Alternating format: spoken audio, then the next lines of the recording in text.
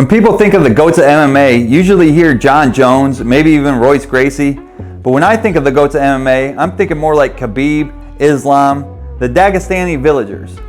But not because of why you think. When we first paid him, I think he wanted $25,000 and 3 goats. Who wants to see fucking two little goat go at it? You got Chimaev, the goat. Oh, that's a wrap. What's up? I'm Brutal BC, and I am here to talk to you about the controversial moments going on in MMA right now. Why did Islam pull out of the White House card? He already accepted the fight. It was about to be announced, and then he gets hurt. With a hand injury?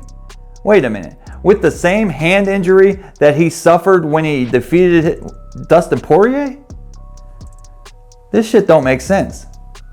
And then a reporter asked Dana White about it, and he asked Dana White, would you like to elaborate on this? Dana White said no. It's very weird circumstances.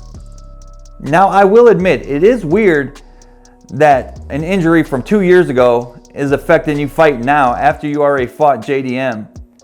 But could this be more to do with Islam not being able to get on the White House lawn?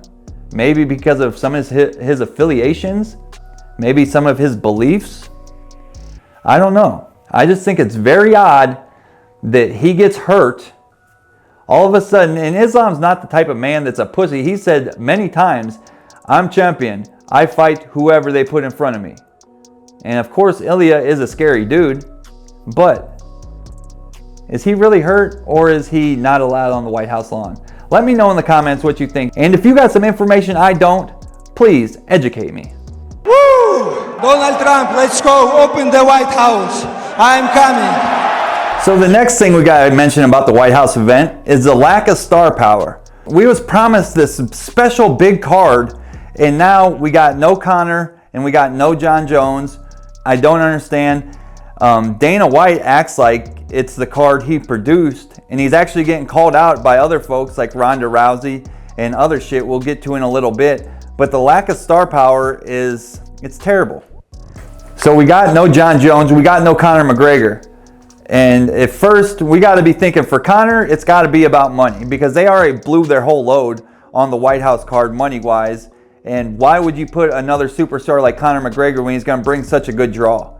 But they haven't even scheduled him out for nothing yet. He's begging for any opponents. He was on the Chael Sutton show, I believe, or he was online, and he was just pissed off. He said, I accepted this guy, I accepted that guy. What the fuck is the UFC doing?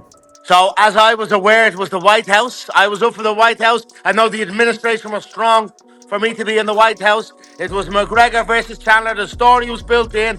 Chandler's a stand-up guy. He's electric in the cage. He comes to bring it. I'm the Mac. It would have been dynamite somewhere down the line. Not me ever saying no or hey-ho, not enough money or no, nothing. Just, maybe we're going to go with you for international fight week. Okay, no problem. And now the UFC wasn't even in talks with Jon Jones. We've been promised a Jones thing, and then Dana White says, no, we wasn't even in talks with Jon Jones. And then the next week he says, oh really? Jon Jones says he was in talks. And he says, well, I didn't say we wasn't talking to him. I just said we had no deal made. And now Jon Jones is asking for his release. They ain't gonna do that because they know he can go somewhere else. But Jon Jones was also caught on meta glasses talking about he's got a bad hip. He couldn't even play a flag football game. So what the fuck is going on right now? Can anybody tell the fucking truth? Jon Jones is so full of shit. Dana White's so full of shit. Why don't they just fight each other? They're so fucking mad at each other. Let's fucking put that together. We ain't even gotta do it on the White House lawn. We can do it on my front lawn right now. Come to Akron, Ohio. I'll fucking make it muddy for you. You can have a nice mud wrestling match. Not only is Conor McGregor not at the White House, not happy with the UFC, not only is Jon Jones not at the White House, not happy with the UFC, Jake Paul, Ronda Rousey, and other people are not happy with the UFC. Jake Paul's saying he's gonna fucking take over and basically be the new UFC. He's gonna give the fighters the pay they deserve. And then I heard rumblings, I don't know if it's true or not, don't get your panties in a bunch. I heard rumblings that the fighters are gonna come together, basically join a union, and possibly stand on strike and not deliver the White House card unless they're paid what they're worth. And after I heard that, I also heard Alex Pereira just signed a massive 8-fight contract. and he don't speak very good English, and I can't fucking translate, so I don't know if it's good or not, but I did understand one thing. Chama. There is no more Shama. We killed it. Say you Chama.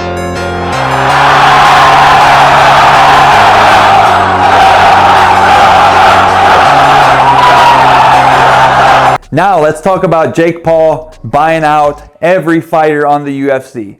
So first he had Ronda Rousey versus whoever the fuck she's fighting. I don't know. Nobody cares. Gina fucking person Sean Strickland used to beat off to. And then we got Ngannou versus who knows. But he's another big name. And now we got Nate Diaz versus Mike Perry. This card's almost got more star power than the White House card. I'm not going to go that far. But for a first card, this sounds like it could give the UFC actual competition. And we know Jake Paul, you can say what you want about him, about who he fights, who he doesn't fight. Dude's got fucking money, he's got marketing skills, and he can organize some shit, and he's always had to stick up his ass for Dana White.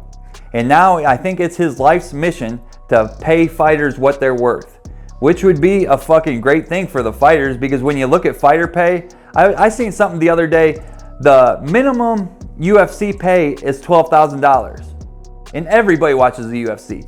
The minimum WNBA, who the fuck watches the WNBA? The minimum WNBA pay is $300K per year.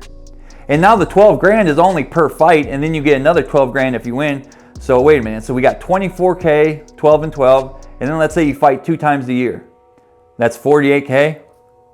I can make more money delivering concrete and pouring your driveway than the guys you watch on Saturday night. So maybe Jake Paul has got something on Dana White because he is willing to give more of his cut, and this could get interesting. But this is also going to be great because competition brings out the best of both worlds. So now the guys are going to get paid more money. The other guys that maybe don't have as much star power may go to Jake Paul. But now we got Netflix versus Paramount, UFC versus MVP, and fighters just trying to put on the best show and make a lot of money. What did you hear they offered Diaz? The UFC? No. Oh, Netflix? I heard 10 mil. I heard it was more. I don't know. I think he could have made that same money versus Conor. In other news, Dan Hooker resized his butthole. Dan Hooker in your Hey, let's talk about the gays. Let's talk about the trans. Yes, I know. I don't know if it's true or not either. But I guess he was caught with a male hooker. Huh? You see what I did there? I don't know.